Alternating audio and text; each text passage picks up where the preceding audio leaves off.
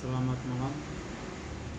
Saat ini saya akan melanjutkan membaca Injil Markus, yaitu dari Markus 8 mulai ayat 11. Orang Farisi meminta tanda.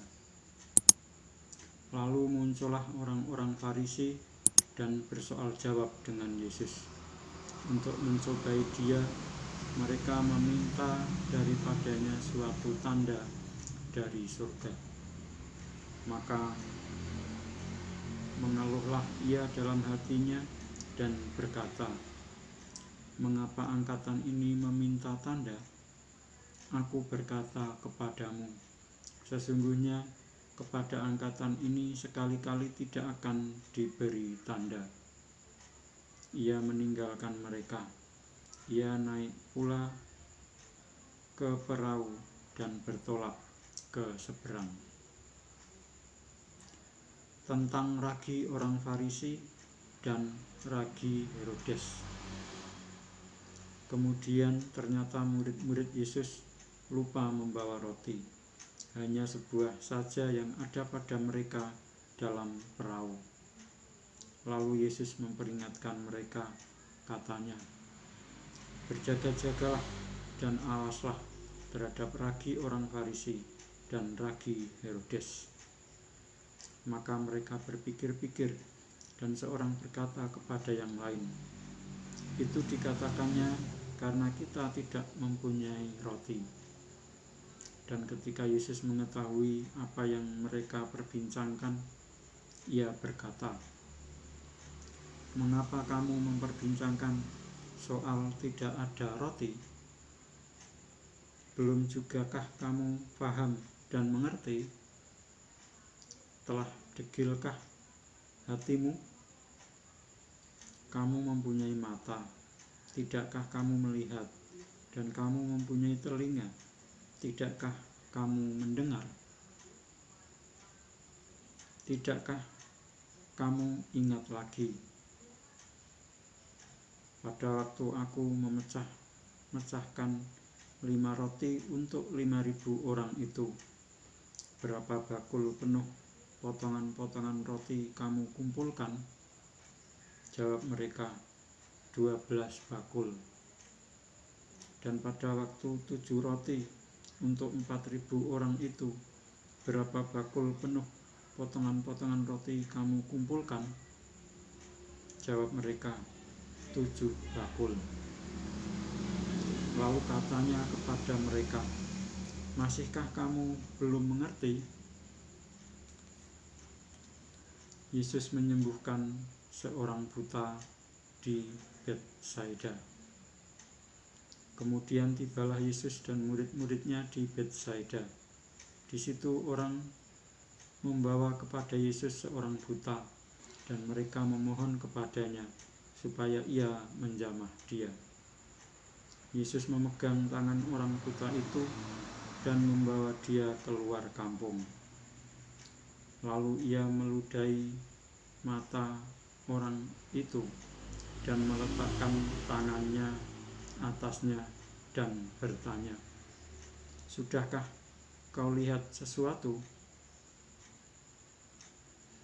Orang itu memandang ke depan, lalu berkata, "Aku melihat orang, sebab melihat mereka berjalan-jalan, tetapi tampaknya seperti pohon-pohon."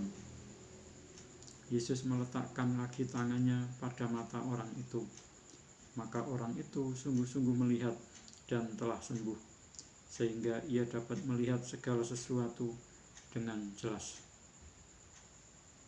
Sesudah itu Yesus menyuruh dia pulang ke rumahnya dan berkata, "Jangan masuk ke kampung." Pengakuan Petrus. Kemudian Yesus beserta murid-muridnya berangkat ke kampung-kampung di sekitar Kaisarea Filipi. Di tengah jalan ia bertanya kepada murid-muridnya, katanya, "Kata orang, siapakah aku ini?" Jawab mereka, "Ada yang mengatakan Yohanes Pembaptis, Ada juga yang mengatakan Elia, ada pula yang mengatakan seorang dari para nabi. Ia bertanya kepada mereka, "Tetapi apa katamu? Siapakah aku ini?" Maka jawab Petrus, "Engkau adalah Mesias." Lalu Yesus melarang mereka dengan keras supaya jangan memberitahukan kepada siapapun tentang Dia.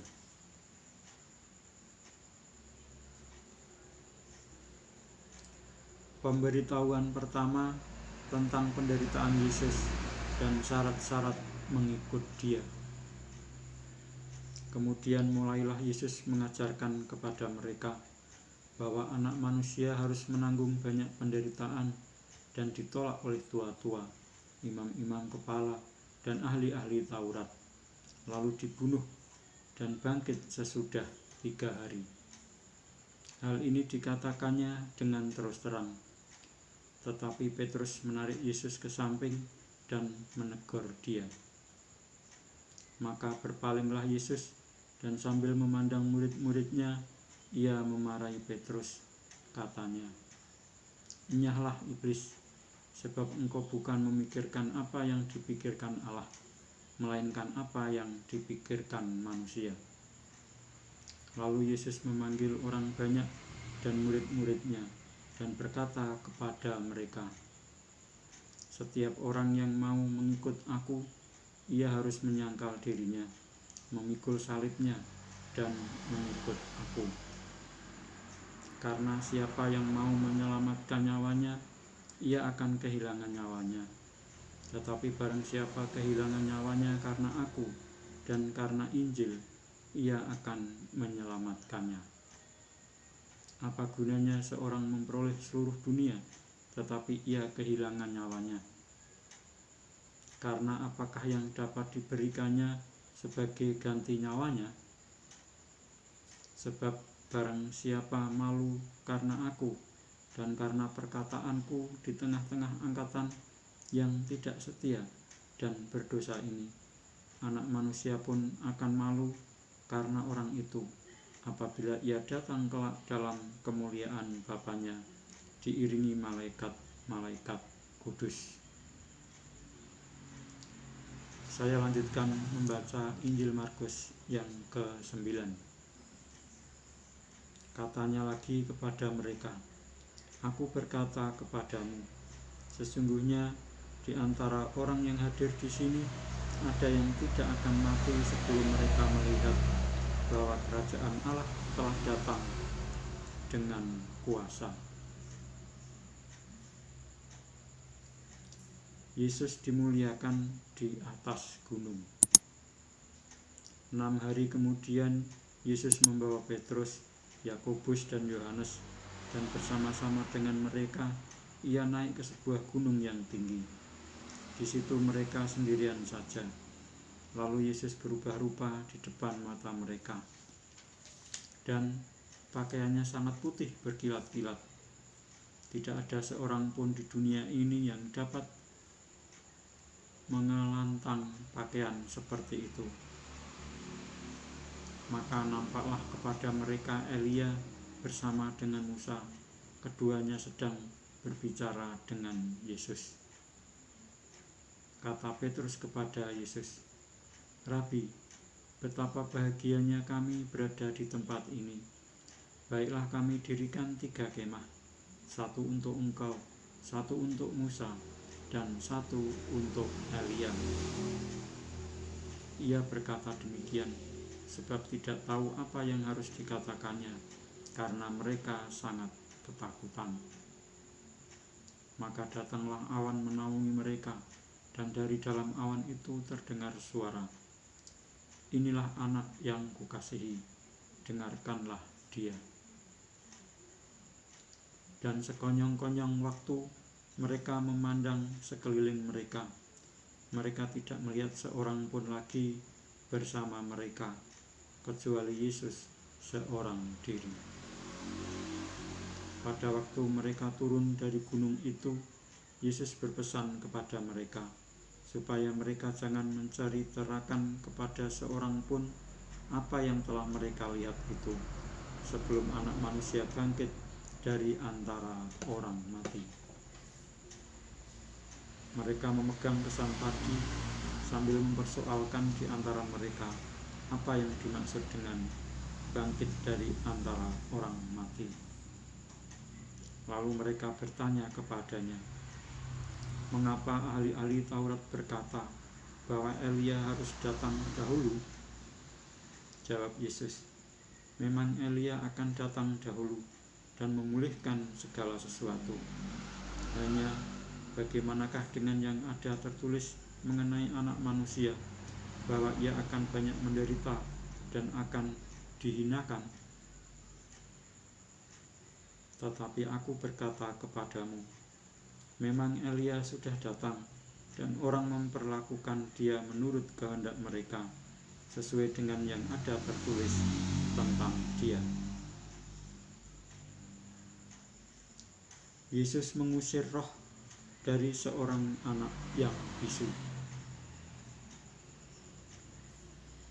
Ketika Yesus, Petrus, Yakobus, dan Yohanes kembali pada murid-murid lain, mereka melihat orang banyak mengerumuni murid-murid itu, dan beberapa ahli Taurat sedang mempersoalkan sesuatu dengan mereka. Pada waktu orang banyak itu melihat Yesus, tercenganglah mereka semua dan bergegas menyambut dia. Lalu Yesus bertanya kepada mereka, "Apa yang kamu persoalkan dengan mereka?" Kata seorang dari orang banyak itu, "Guru, anakku ini kubawa kepadamu, karena ia kerasukan roh yang membisukan dia. Dan setiap kali roh itu menyerang dia, roh itu membantingkannya ke tanah. Lalu mulutnya berbusa, giginya bekertakan, dan tubuhnya menjadi kejang. Aku sudah meminta kepada murid-muridmu supaya mereka mengusir roh itu, tetapi mereka tidak dapat." Maka kata Yesus kepada mereka, "Hai kamu angkatan yang tidak percaya, berapa lama lagi aku harus tinggal di antara kamu? Berapa lama lagi aku harus sabar terhadap kamu? Bawalah anak itu kemari." Lalu mereka membawanya kepadanya. Waktu roh itu melihat Yesus, anak itu segera diguncang-guncangnya, dan anak itu terpelanting ke tanah dan terguling-guling, sedang mulutnya berbusa. Lalu Yesus bertanya kepada ayah anak itu, "Sudah berapa lama ia mengalami ini?" Jawabnya, "Sejak masa kecilnya, dan seringkali roh itu menyeretnya ke dalam api ataupun ke dalam air untuk membinasakannya.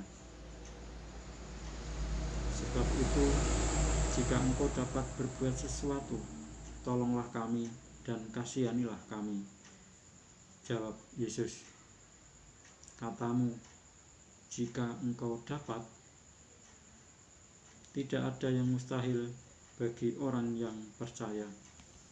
Segera ayah anak itu berteriak, "Aku percaya. Tolonglah aku yang tidak percaya ini."